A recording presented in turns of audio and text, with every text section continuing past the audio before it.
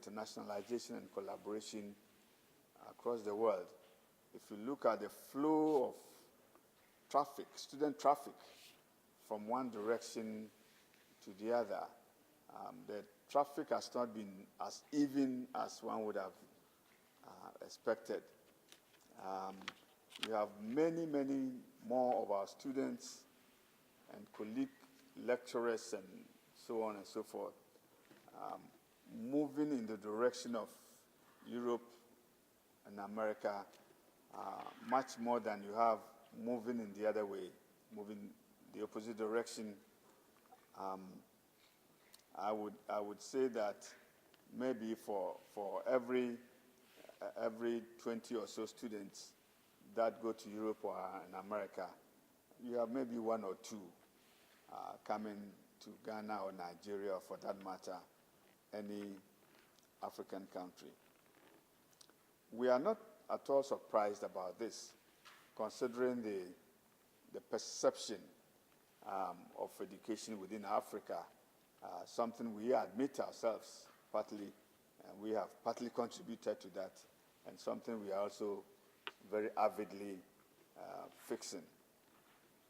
We are aware that whereas you have a substantial number of Ghanaians going to Europe and America for their PhD, for their masters, and their statistics are all over the place at the National and the Scholarship Secretariat at the National Council for Tertiary Education. In Ghana, from Europe and America, it's almost zero. And I'm talking about those seeking to come here to do, say, a master's program from America, and not a short-term master's. We have a number of international projects, within Africa here, within Ghana here, and we have a number of international students all over, particularly University of Ghana, that has about 4%, or that used to have about 4% of their student body being international students. A close study and analysis of the students that come here reveals, of course, that many are here on short-term basis, 3-4 months research programs, or in fulfillment of various memoranda of understanding that require exchange of visits. Some even go to the extent of using Ghana just as a site, as a class site. Some move their entire courses to Ghana here or other African countries for 3 weeks or 4 weeks, giving credit for that. Peculiarly, whereas quite a number of exchanges involve coming to locate your class here in Ghana and getting both Ghanaian lecturers and professors to be part of the teaching process. Some go to the other extreme that you don't even want to hear, where they even bring all their professors down from America to Ghana here, not using a single faculty or lecturer or professor from Ghana here to teach their students. That is rather worrying to many of us. But there's little that you can do by way of regulating this kind of practice. Many others, of course, look to collaboration on equal footing. Of course, when I was the Pro-Vice Chancellor of the University of Ghana and dealing with international education at the time, there were a few challenges here and there. Whereas you had the collaboration between the two bodies, Legon and another university, for example, in America, and in the Memorandum of Understanding, clearly articulating what appears to be equal exchange, you invariably had it the other way around, that was the other way around. More American students coming and very few Ghanaian students going. In other words, it's largely because America had to bear most of the expenses and pay for the Ghanaian students going.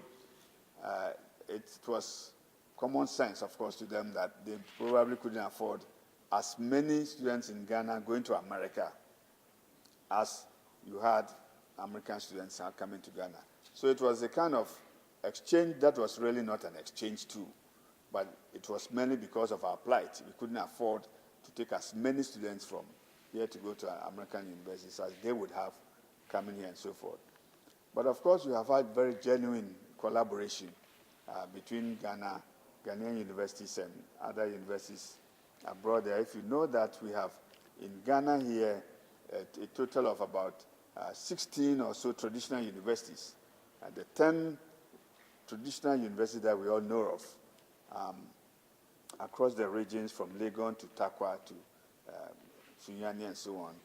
And then you have the 6 technical universities that were promoted or upgraded from the status of being polytechnics to now becoming technical universities. So those are 16, and then beyond that, you have about between 50 and 60 private universities all over the country, specializing largely in the areas of business and humanities and ICT and so on and so forth. The irony being that the smaller number of universities that are public or state-owned, they have a larger share of the enrollment. They have about 82% share of enrollment within the universities. And then the 60 or so private universities within the country, their market share is just about 18%.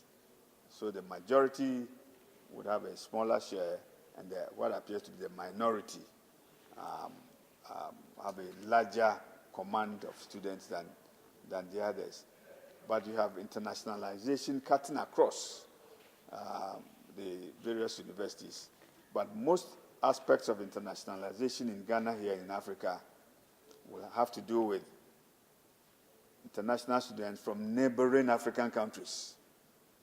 And that's how come you have certain universities in Ghana here called All Nation Universities, All Nation University in Koforidua, which is virtually an OAU, a mixture of students from all over, particularly within Africa here. But we have reached a stage in world education where no university can afford to remain an isolate, completely isolated from the rest of the world. It is internationalization that measures the extent of your international acceptability, the diversification that is involved here, cultural diversity within universities. These are things that are highly cherished. So we welcome our colleagues coming from the University of Bradford, particularly with the agenda of inaugurating a network of technology universities, a global network. It is something that we highly cherish, considering the agenda for this government in particular, drawing greater attention now to technical and vocational education, which we have discovered, of course, to be the main source of employment opportunities throughout the world, but where we lag far behind. We highly welcome our colleagues coming here to collaborate with us, one, to open their doors to opportunities for enrollment by Ghanaian and African students here looking for opportunities, and there are many such all over. But also, we have also been welcoming universities from outside in Europe, coming here to pitch camps with us here. For many Ghanaian students may still want a bit of internationalization or step beyond Ghana to abroad to do their studies, but may not be able to afford the immersion.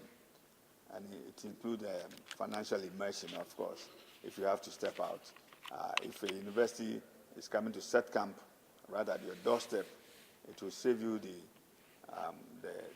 effort of having to look for money and look for opportunities outside. So we welcome our colleagues coming from Bradford, and particularly at this time that Ghana is spinning on technical and vocational education, which we are aware will be the main driver of industrialization and employment within the country.